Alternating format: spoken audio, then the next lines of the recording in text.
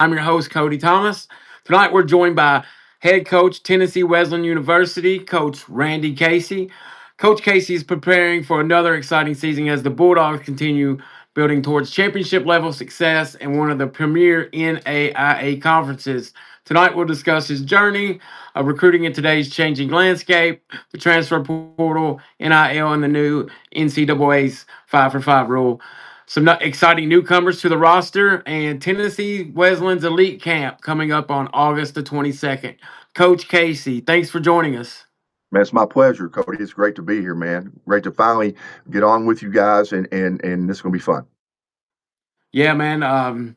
We've texted back and forth and called each other. I don't know. It's been a while, but for people that may not know Tennessee Wesleyan, man, tell us about the school and what makes it such a special place.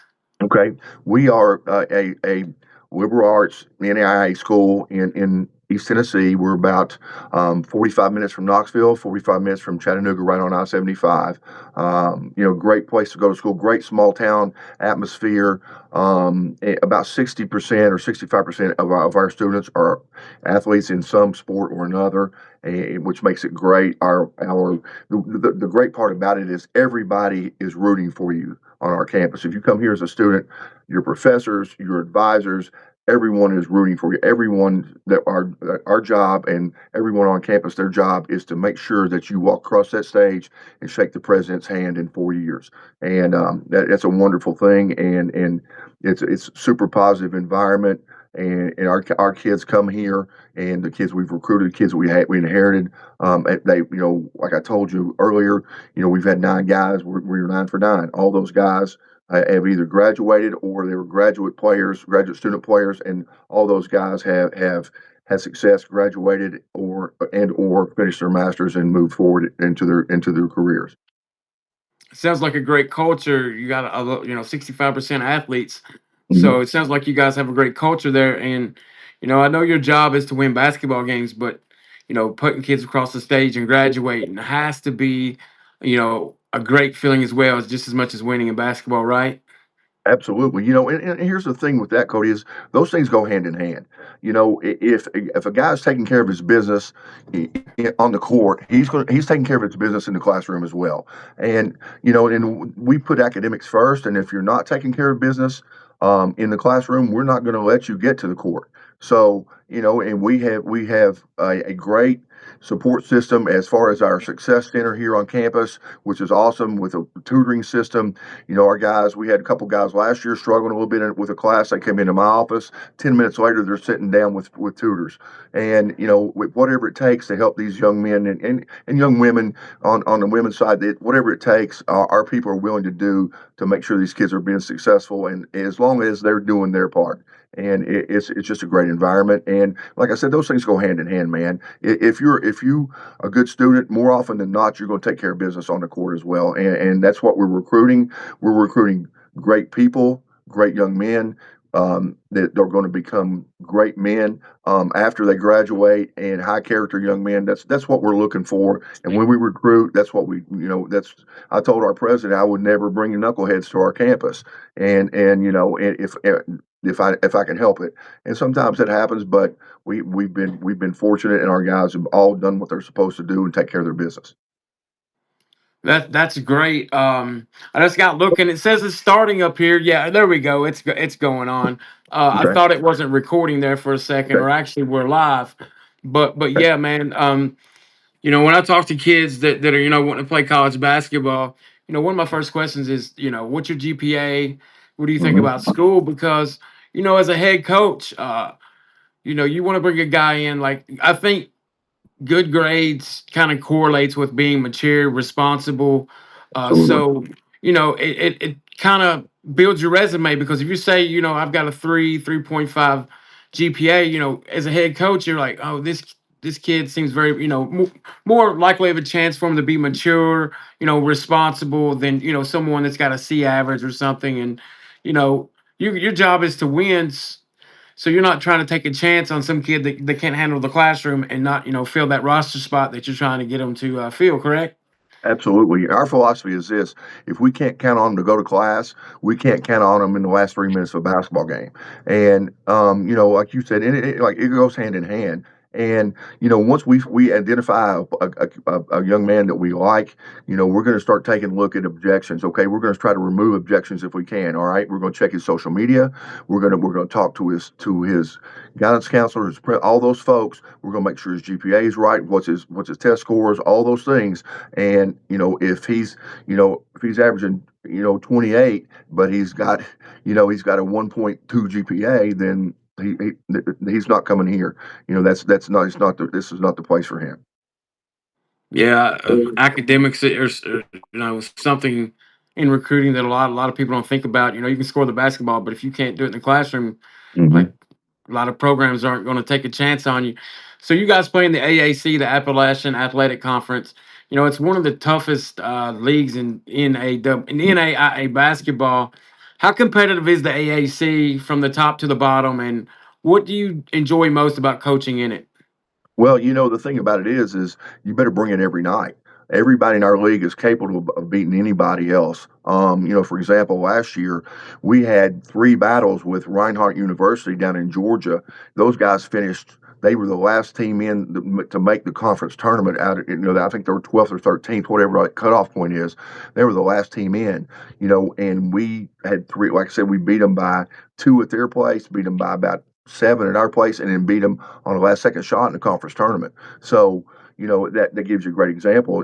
Anybody can beat anybody on a given night. It's just I think one or two games separated everyone from the top to number six in the league. That was separated by one or two games every night, depending on who won and lost. You look at the standings on Tuesday, and then Wednesday night after league games, after conference games, depending on who won and lost, it may be completely different than it was on Tuesday night. So it's that's the great part about it is it's very competitive, and it's a lot of fun, man. It makes it fun. It makes it fun to coach. It makes it fun for our guys to play in it. They know that if we're ready, we got a chance to beat anybody. But also, if we're not ready to go, then anybody's got a chance to beat us.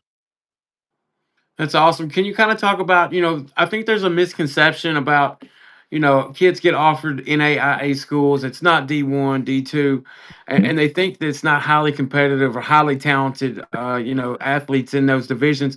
Can you kind of speak on that and talk about how tough it is playing in NAIA?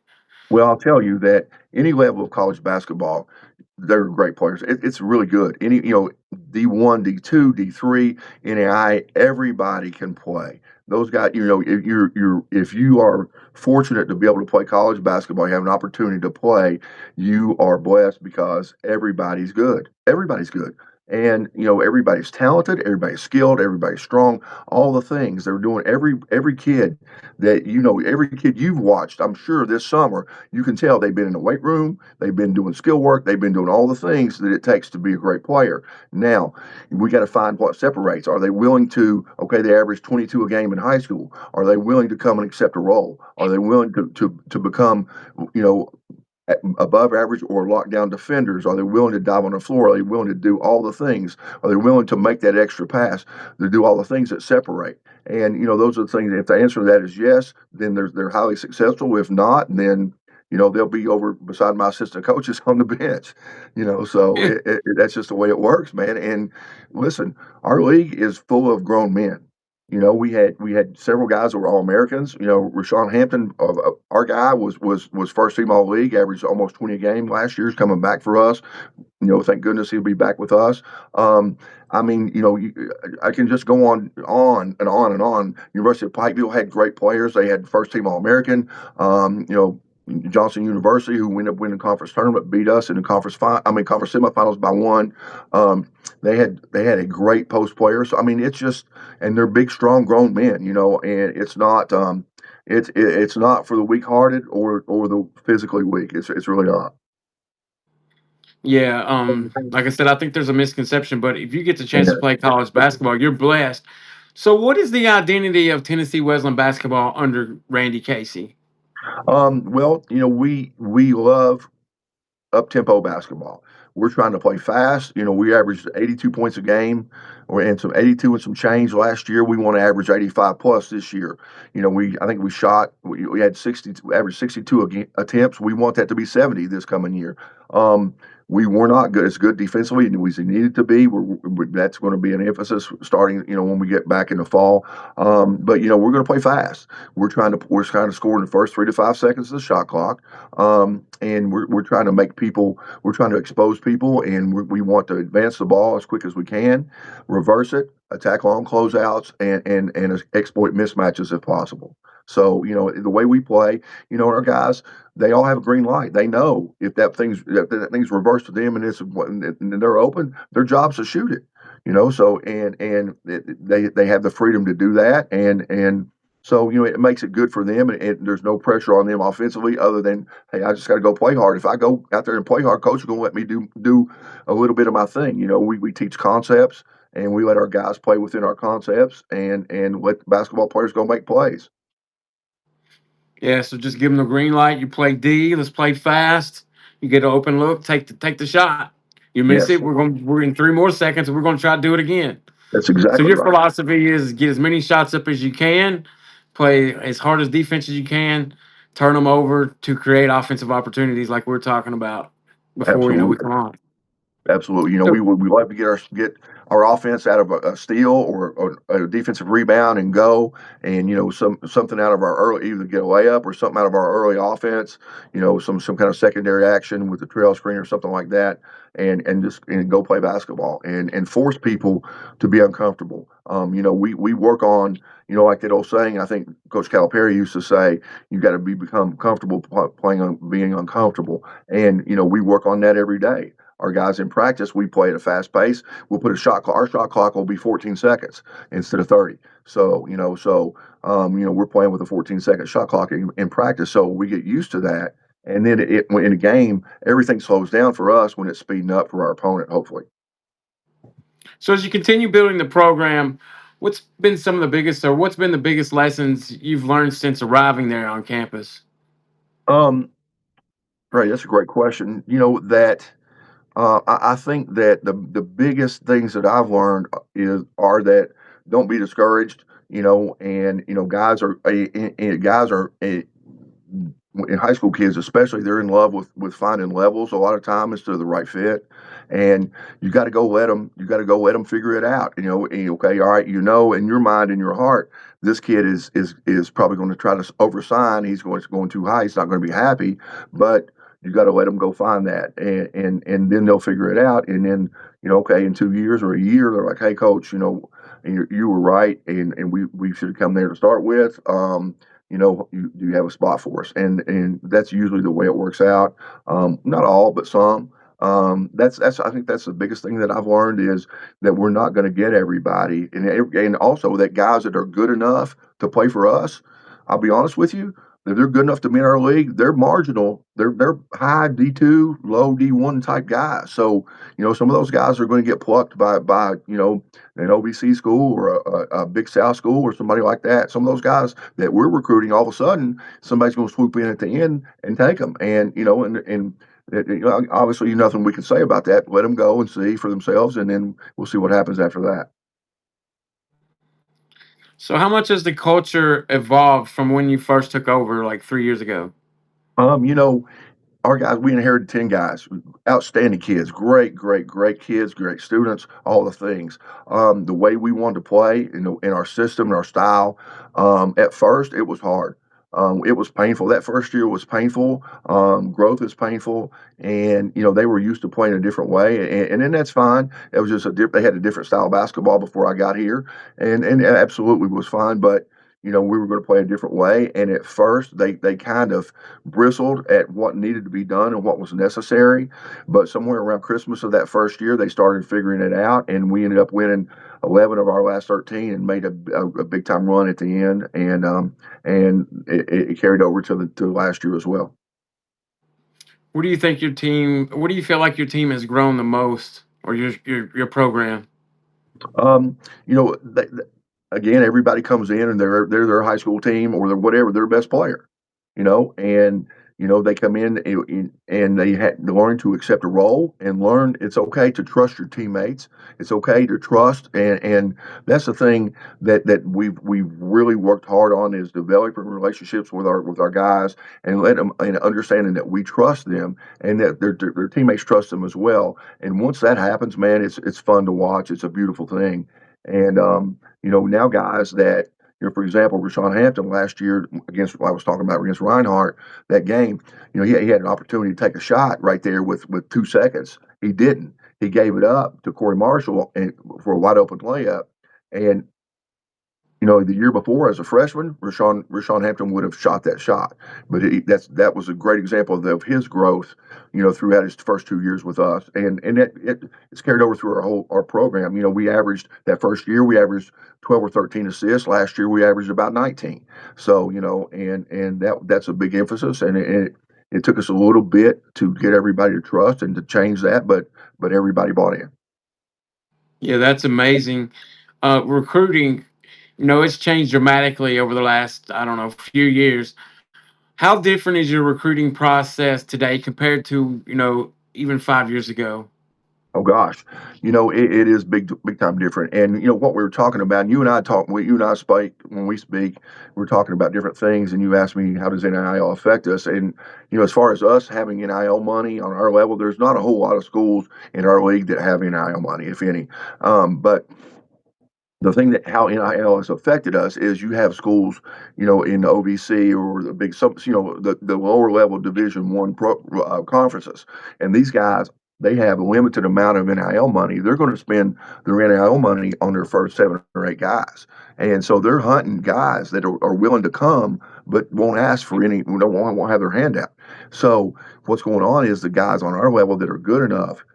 Some of these D1 schools are plucking these guys to come as a quote unquote preferred walk on, and they're going and doing that. And obviously, everybody wants to go D1. Everybody thinks they're a D1 player. Everybody, that's all you hear. And and some people wouldn't know a D1 player from a pumpkin. So but it's funny, but that's what's going on. Is we see some of that. And in D2 as well. D2 they have more scholarship money than us. They have more financial means to back players than we do.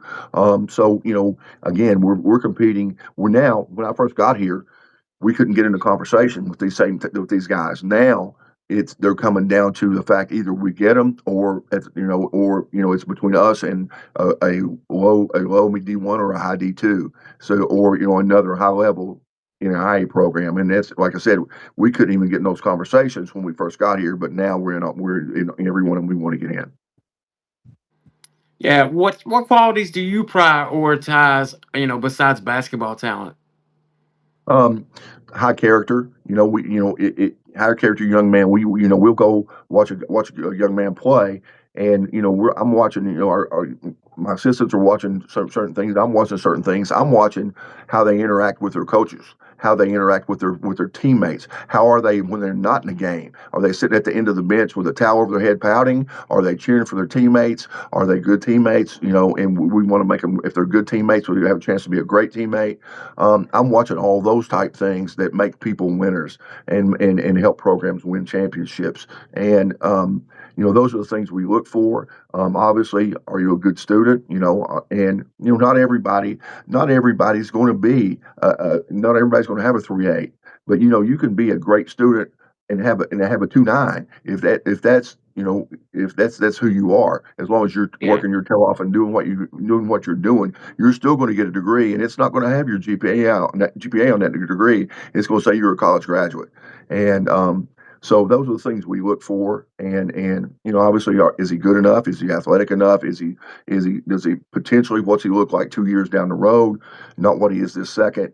All those things come into play, but then also is he a great teammate? Is he coachable? Is he looking his coaches in the eye when in the huddle? All those type things. And if the answer to that is no on any of those, we usually move on to the next guy.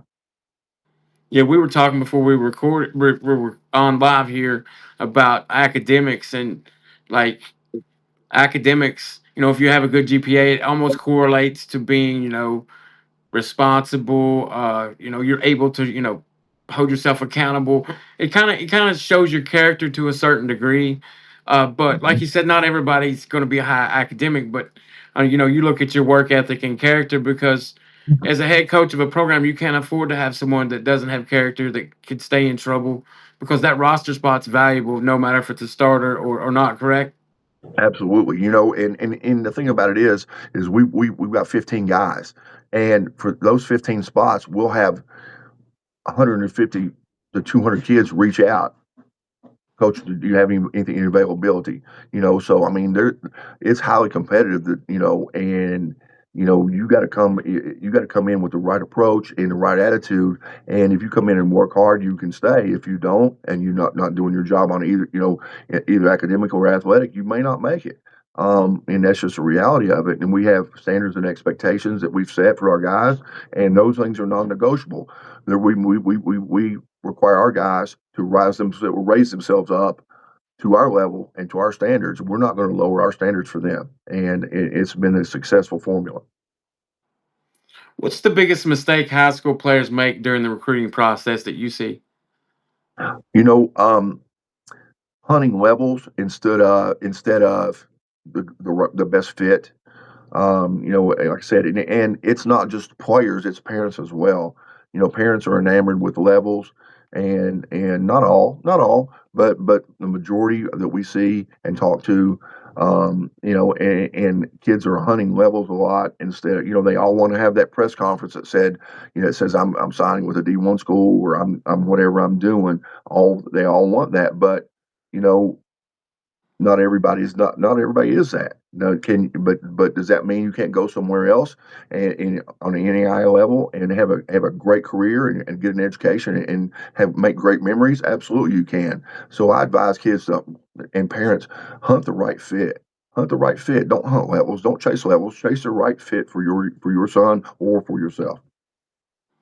Yeah, I advise, the parents and players I work with, it's not always about getting the biggest logo. It's about getting that fit. Just like you said, Hmm. nothing would be worse than going to a school that you really can't play at that level, and then you have to go down a level. So I think getting that press conference is a great moment, but I don't think parents and players realize that it's going to be 4 years of your life, or that's the plan. So go somewhere that's the best fit for you, that you can play, get your education, because that should be your goal when you go play college basketball, because becoming a professional is the percentage of people that do that. It's almost, it's less than 1%. I don't know what the correct Yeah. stat is, but Yeah. your goal should be getting education and graduating so you can do things in life. The transfer portal has changed roster building across every level. Like, how's that impacted you guys at Tennessee Wesleyan? Same as it has everyone else. When we spoke earlier today, we were talking about the days of us being able on any level, being able to recruit all high school incoming freshmen. Those days are over. We look for specific things, and like I told you earlier, our league's full of grown men, and we've got to have grown men to battle against everybody else's grown men. So, we're obviously we're going to identify some high school guys that we like, but also we can't just recruit them. We've got to bring in some junior college guys. We've got to bring in some transfers. This year we got a transfer from a D2 transfer from Kentucky Wesleyan, for example. And we brought three transfers and two freshmen. So and that's the way it's going to be, on every level. And like we also talked about, unless you're John Calipari and you're getting lottery picks, it's not going to be a 17-year-old guy. It's going to be somebody that's 19, 20, 21 years old that's played for 2 years and proven they can do it. And, and can come in and be, when they hit the ground in Athens, Tennessee, they're ready to roll. They just got to learn what we're doing and learn how and figure out their role and how they fit with us. But physically and mentally, they're ready to go. Yeah, they proved that they can handle. Yeah. They're more physically, developed, but they proved also that they can go to class, practice, travel, go to games, and be successful at that. Yeah. That's a question for a lot of high school kids that you're going to bring in, right? Absolutely, it is, sometimes it's a struggle. And when they first come to class, first come to campus, the biggest thing for some of them, is the fact that mom and dad aren't there to get them up every morning and make sure they're going to school. They aren't making sure they're whatever the responsibilities are. Did you do your homework? All those things. They have all those things, and now they have to become the masters of themselves, and they have to learn to manage their time on their own. They have to learn to say no to people that are all right. We're going to the mall. We're going to do this. We're going to do that. No, I got a test in the morning. I can't go. They've got to learn how to say no. A lot of them never have had to do that before, and it requires discipline. And we tell our guys all the time. You got to win every day. And to win every day, you got to win every hour. You got to win every minute. You got to win every second. And that requires you to at first to make a bunch of choices, and you got to choose wisely and choose correctly every time. And then once you do that, those choices, they become habits, and then pretty soon those habits turn into self-discipline, and the things that you were struggling with earlier no longer are a struggle for you. You're knocking them down and getting it taken care of. Yeah, that's the thing. And we were talking earlier about the new NCAA knows 5 for 5 rule. It's become one of the biggest talking points in college athletics. How do you think it will impact recruiting, moving forward? And I think there's no doubt you've already seen some guys reclass and go on to college right now. And we've seen several of those guys already on several levels, that on the NCAA level, on the NCAA side, that are doing that, and they're going to go and going to go to Kentucky or Duke or Carolina or Tennessee or something for 2 years, and they're going to become millionaires in a year, whereas they would still be in high school. But you're going to see a whole bunch of kids leaving early from high and trying to graduate early, I think, and going and staying instead of these kids that are staying 1 year. Whatever they're doing, they're going to stay two, and they're going to put some money in their pocket, and then they'll see what happens after that. I think that's the biggest impact it's going to have on a short term level. Yeah, I think when I was looking at it, the 5 for 5 rule. I think we kind of talked about it. College football, it generates everything. We were talking about it earlier. I think the rule was basically to more impact college football. You have the quarterbacks that are staying 4 or 5, however long they can, because in the SEC you can make up $4 or $6 million playing quarterback. You have to Yes. go the first. You got to go in first half of the first round to get any kind of money like that playing in the pros. So as a financial standpoint, why wouldn't you come back to college, because you're going to be the guy and you're going to make $4 to $6 million? Like that's a decision that I think most people would come back to school if you're going to make that kind of money, right? That's a no-brainer No decision. brainer. Yeah, no brainer. As you see 25, 26-year-old men still playing in college, and like again, I use John Calipari. These guys, we got two kids, and his NIL money is funding his first divorce and paying his child support and all these things. And he was saying that tongue in cheek, but absolutely, it's a business decision. Of course, a kid's going to come back for that 6 year or whatever if he can, if he's going to make more money. You know, playing college basketball than he is going out in the real world and working, or going overseas and making 80,000 where he can stay at Tennessee or Kentucky or Duke and make 1.2 million. That's a no brainer. Yeah, like in your mind, you think it will create more opportunities, or will roster management even be more challenging now with that rule? It goes from either your 19th birthday or graduation, correct? Yes, yes, yeah. And I think it's even more. It's going to be a bigger challenge, man. And I think that you're going to see, like I said, a lot more guys going earlier. And like you say, it'll prevent some of that 7, 8 year guy that they have figured out ways to get around. And beat the system. That it'll cut a lot of that out, which is necessary. It's been necessary, but I think that it's going to be even tougher. And I think this for like on our level, high school kids, for example, unless you're that top tier guy, it's going to be hard. It's going to be harder for you to find a spot in college as a freshman. You're going to have to go, JUCO. You're going to have to go to a prep school. You're going to have to go to a lower level and prove yourself, and then try to bounce up. Those things are all you're going to see happening and because it's going to become even more competitive. You know, all right, I got a chance to be whatever X player. All right, I can be this, this, and this. I'm going to work even harder. I'm going to be a millionaire next year. Of course, you're going to work even harder to do that. And we're living in a two-bedroom shack, and I'm going to make a million next year. Of course, I'm going. The competition is going to be even tougher than it is right now and has been. It's going to be even harder and harder for a 17-year-old kid to latch on right away. How should the high school how should high school players, prepare for the changing landscape? Like prep school 10 years ago, there was, they were kind of pretty relevant and then went away. But with the transfer portal coming and now this new rule, I see prep school being huge for high school kids now. A lot of high school kids that didn't have to go to prep 3 or 4 years ago are going to have to go that route if they want to bounce up and play D1 ball, NAIA, but any college level that they want to play, right?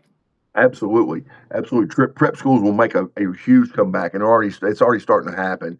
Yeah. And I was on a national prep level for 4 years here. And it it's a niche it's a unique niche, but they're already making a hard comeback. And you'll see post grad programs really making huge inroads as far as the kind of type of players that they're going to go to them, and JUCOs as well, junior colleges. Now you'll have used to conferences would have 3 or 4 teams that are really good and full of college level players, and now you're going to have everybody in the conference. Everybody in the conference is going to have dudes that are good enough because everybody's hunting a place to play, out of high school because they're not physically ready, or whatever it may be, they're not ready to play on the regular college level. So you're going to see a lot of that going on. And I've got some friends that are still on the prep level, and they've got guys now that are recruiting them instead of the other way around. So it's really changed in the last 6 months to a year. Yeah, and with high school kids, can you kind of speak on, if you're in the class of 2028 or 2029 lower, June 15th was when you're able to contact them. But Mhm. for a program like you guys really don't check out a lot of 2028 kids, do you? No, no, and the thing about it is obviously we'll go to some of these events, and we'll see kids that okay, he's got a chance. Okay, all right, he's really good. And but we're going to let them figure it out first because we have limited resources, on our level, limited funds for recruiting, things of that nature, and we've got to use it very, very, very wisely. And if we don't think a kid is ready to talk to us and commit to us, then we're going to wait and see. Okay, hey, guess what?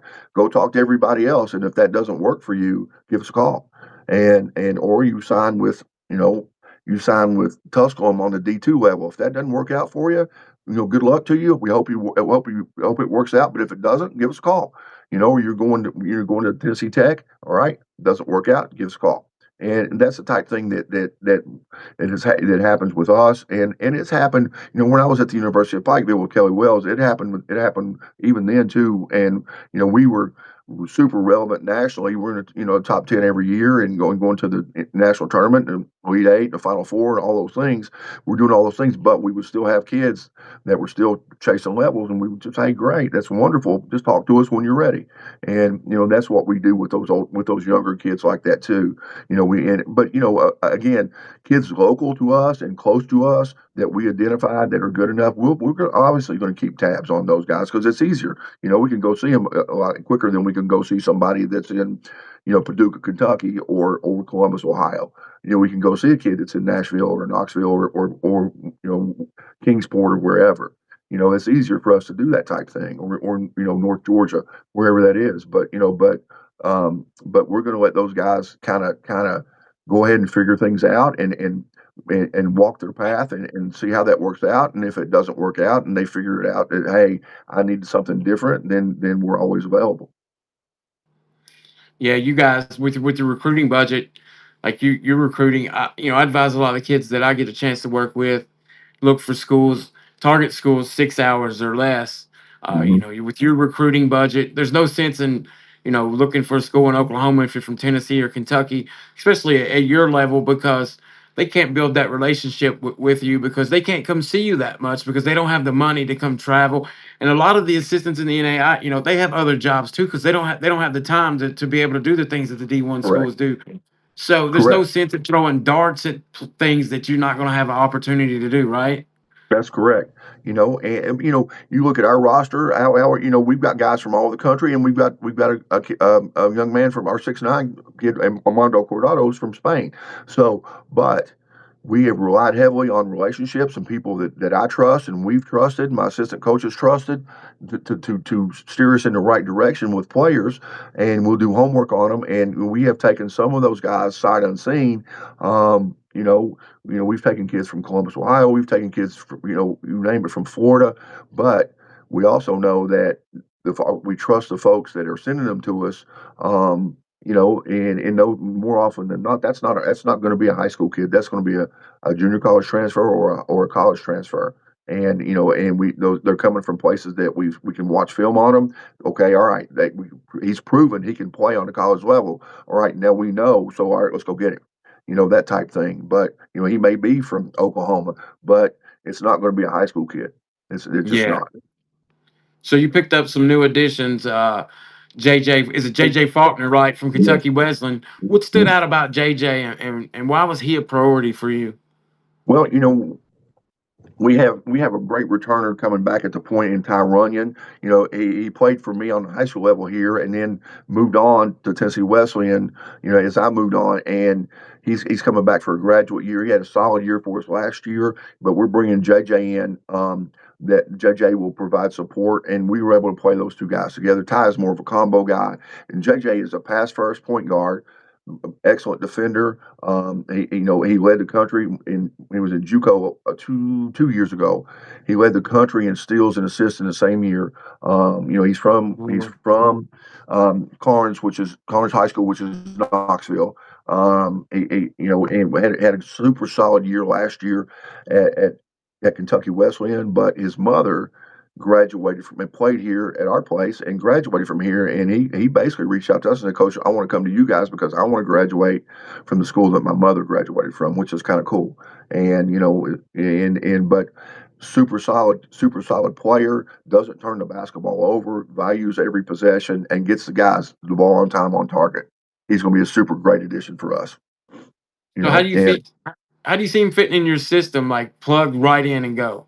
he loves playing fast. He's a downhill guard that's trying to get a piece of the paint every time he touches it, and he loves to play fast. So he's really good in space, and he's really good in ball screen actions and flat ball screen actions, or without it. He's very good with the ball in his hands, and he always seems to make the right decision.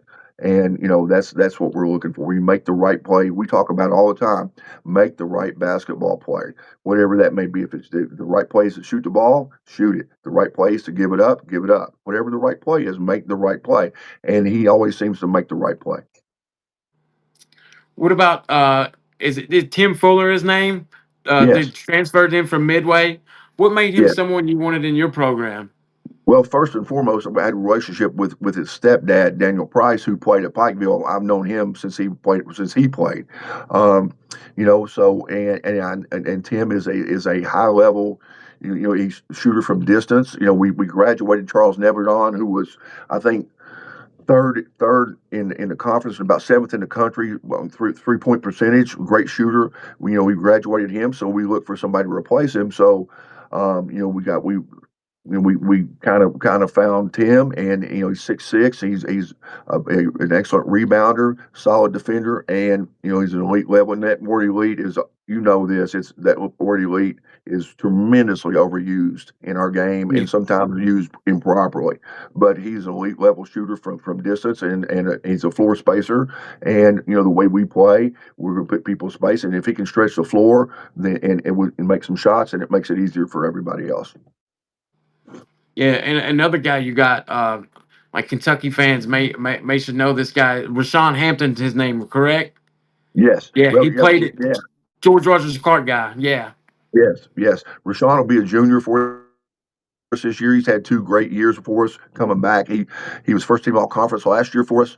And super high energy guy. It's a fun thing when and we have a lot of really good players. Don't get me wrong, but when your best player is also your hardest worker, that makes a lot of things easier as a coach. And he's our energy guy. He's our as far as if he's going, everybody's going. He's that type kid, and he wants to win. There's no situation. He won a state championship in Rupp Arena for GRC, and so there's Yeah. no situation. There's no moment too big for him. The bigger the moment, the better he likes it. And he's a winner. And that's something else that we put a premium on when we recruited. We recruit. If a kid averaged 16 a game on a 25 and 18, we're interested. If a guy averaged 28 a game on a 6 and 18 team, we're not going to recruit him. We want guys that come from a winning background, winning programs, and are used to success and know how hard it is to have success and what you got to do to have success. So, and Rashawn is really good as far as all those things. All he brings all the intangibles too. So we were talking about your elite camp. It's on August the 22nd. So that's right around the corner. What can players expect when they arrive at your camp? We're going. One thing that too that we emphasize is we recruit out of our camp. We have signed 4 guys out of our camps in the last couple of years, and we'll continue to do that. We're gonna identify kids that we feel like can fit in our program, are good enough to play on our level, and bring them in. And we're gonna evaluate them. We're gonna put them through some drills. We're gonna get them up and down the court, and we're gonna let them play, and we're gonna see you know, how they play with other good players. And so we like I said, another kid from Kentucky, Jack Armstrong from Spencer County. He came to our elite camp. We recruited him and signed him once we saw him in our camp. So we actively recruited, and we're bringing in guys that we feel like that are good enough to play on this level and possibly will fit how we play. And if we see that, we're gonna go after them. And it's been really good for us. And it gets kids on our campus. We'll take them on a tour of campus. We'll let them eat in our student center, all the things, take them meet the admissions folks, all those type things. It's not just all basketball. We're showing them the whole every aspect of our campus and how we do things. So it gives a young man the great feel for how we do things in our campus, as well as it gives us a feel for what kind of young man they actually are. So, what kind of player is your camp designed for? Are you guys invite, or is it what kind of player can you expect, or what's it designed for? Yeah, it's usually invite. We're gonna do 2 days, the 22nd and the 23rd actually, and we're gonna take we stop it at 30, so we're gonna take 30 each day if possible, and that's it. And most of those guys will be invited. We may have a high school teammate that comes with a guy that's invited. And we've had that before, and that's been great too. And as a matter of fact, we found guys that we invited one guy and ended up recruiting the other guy. So that happens all the time too. And Chris Cowan, a young man that's redshirted for us last year, that we feel like is going to be ready to play for us this year and have a really big impact. He's from Knoxville. He came to our camp, same deal. But we first saw him in the fall league, and we were looking at it. We were watching another kid that we'd gone up there to watch, and we're like, this kid is all over the floor. He's guarding 94 feet in a fall league game. He's diving on the floor. He's doing all these things, and all of a sudden he became a priority as opposed to the kid that we came up there to watch. And it happens all the time. It does. What are you and your other coaches? What are you guys evaluating throughout the day? We look at film a lot, and we're going to evaluate offensive efficiency a lot. Okay, possession, what's working for us. We run whatever we're running. Transition wise, what's working for us. All those type things. We're breaking all that down and trying to figure out. Okay, these things give our guys the best possible chance to succeed, and the best possible chance to have success. That the things that these specific things we'll gravitate towards more stuff like that and away from things that aren't working as well for us. And then defensively, all right, what do we got to do to get better? All right. And then also, our guys go to work on scouting reports. Our guys do a great job of working on scouts. And if if we're playing a conference game on Wednesday, I want a scout in my hand, or at least an electronic version of scout on Monday night. I want something. I want us to be able to walk to read something and see something on Monday, and then we'll start giving it to the guys. And same way for Saturday. So our guys will do that and break that down, and we look at tendencies and what they do well, and we try to see their main 3 or 4 or 5 actions and take some of that away, and so just working on again. The main thing we're doing is talking amongst ourselves. We're meeting with our players. We're meeting with our coaches. We're watching film. What gives our guys the best chance to have success? And it's not about me. It's not about my assistant coaches. It's about our players, and it's about what helps them be successful. What can we do to help them be successful? And I'm a big believer in servant leadership, and my job as a leader is to serve our players. And how do we do that? And how can we get better at doing that? Absolutely. I have this question. What separates players who receive serious recruiting attention from those who don't? You know, First of all, athleticism. Are you athletic enough? Are you good enough? That's one. Okay, but then are you tough enough? Body language, all these type things. The great separators are that used to be when I was growing up back in the covered wagon days. Um, Toughness was a given. Toughness was expect. Everybody was tough. Now it's a skill that has to be taught. Not all. But we're looking for toughness. We're looking for guys that. All right, how do you react? How do you react when things go wrong? All right, everybody can do it when everything's going right. Everybody's an All-American when everything's going right. But all Yeah. right, you had 3 bad possessions in a row. You turned it over twice. How are you going to respond? How do you respond to adversity? Those are the things we're looking for. Your body language. I'm huge on body language. We talk about it all the time. Body language doesn't. You probably heard this. Body language doesn't just speak; it screams. And we work on that every day. If you come to our practice, you may hear me say that 15 times in a practice. Fix your body language. Don't like your body language, fix it. And that's a big thing too. We work on it. Our big term every day. Fix it. We can't call a timeout every time something goes wrong. You got to figure it out, and fix it yourself. And we're trying to teach our guys to be independent and independent thinkers and fix things on their own and be mature enough to fight through. But the thing we're looking for toughness, maturity, and I guess just integrity. That's the things we're looking for, and Yeah, coachability. character. Yeah, Yeah, character for sure. yes, Um, yes. Before we close out, I want to have a little fun with rapid fire with you. Okay. Favorite gym you've ever coached in? Rupp Arena. Favorite basketball movie? Um, Hoosiers and Blue Chips. That's a tie. Great movies. Toughest player you've coached against?